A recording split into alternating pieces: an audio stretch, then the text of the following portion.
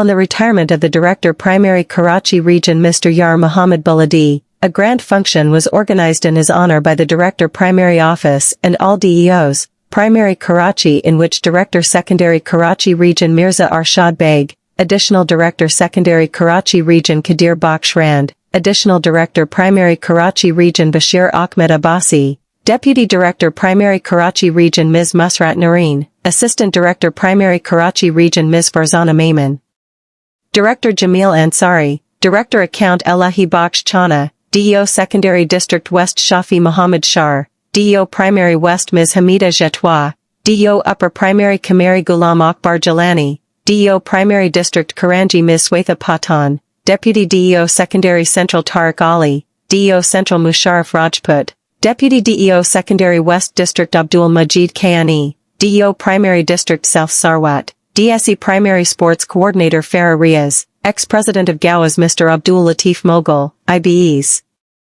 Headmasters and others participated on this occasion. The speakers paid great tribute to Mr. Yar Muhammad Baladi and presented him with flowers.